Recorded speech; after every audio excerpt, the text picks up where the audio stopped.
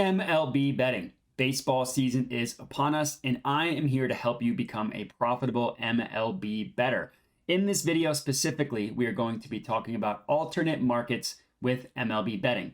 What are they? How to bet them? All that good stuff. But before we get into it, as for me, my name is Matt Modi, content creator, betting analyst for OddsJam.com. I'm also a user of OddsJam and the tools that OddsJam provides, and I've made over $30,000 betting with OddsJam. So it's been an incredibly profitable venture that we just hope to keep going. While you're here, I would appreciate it if you could like the video, comment, and then of course subscribe. And you can find me on my social media handle at Jedi Modi, where I posted a link in the description as well as the pinned comments.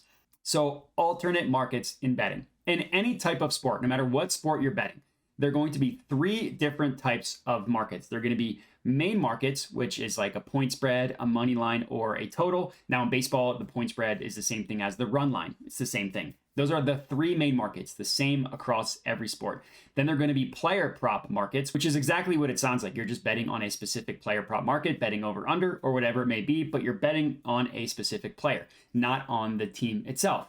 And then there are alternate markets. Now, an alternate market is essentially a market that doesn't involve an individual player, and it's also not one of the three main markets, but it's pretty wide encompassing from there. There are a ton of different examples of alternate markets. In terms of baseball, the most popular ones are going to be team total, where instead of like the full game total, you're just betting on an individual team and an over-under of their specific runs. The most popular bet in baseball, first inning total runs, YRFI or NRFI. Now, I do have a video on my YouTube channel detailing NRFI bets. So if you want to watch that one specifically, I recommend checking that out. But that is an example of an alternate market. And then there are alternate run lines and alternate totals. So let's pretend that the main line total of a game is 8.5. Well, you actually found some value betting on the over 9.5 as opposed to 8.5. That would be considered an alternate market because it's an alternate total.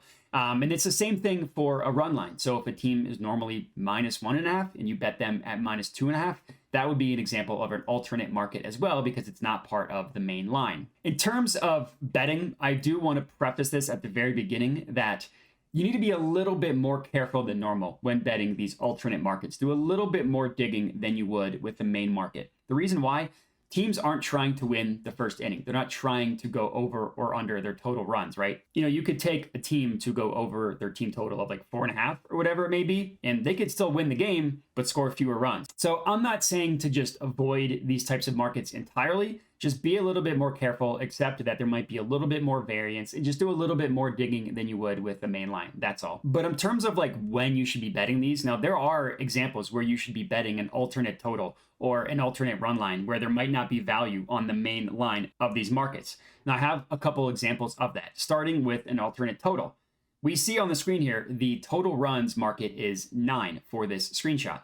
We see a really, really good price here at BetMGM at +185. Now, there might not be value on the mainline total, but there is a really good value on the alternate total going over 9. Just look at where every other sportsbook prices this, right? Significantly better odds at BetMGM. Yeah, sure, it's +185. It's a little bit steeper, but this is an example of a type of alternate total that I would take. And it's the same thing for an alternate run line, right? Like we see a screenshot here of run line -2.5 in favor of the Blue Jays. A couple sportsbooks have it at +200.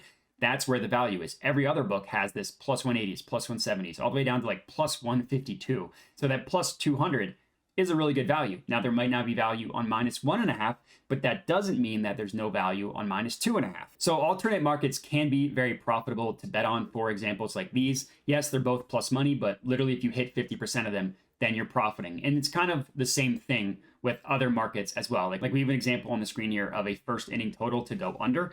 Really good value here, -115 at one book. Look at the other sports books, price it pretty heavily above that. And it's the same thing with other types of alternate market examples. You're literally just looking for value, you're hunting for value and taking advantage of mispriced odds.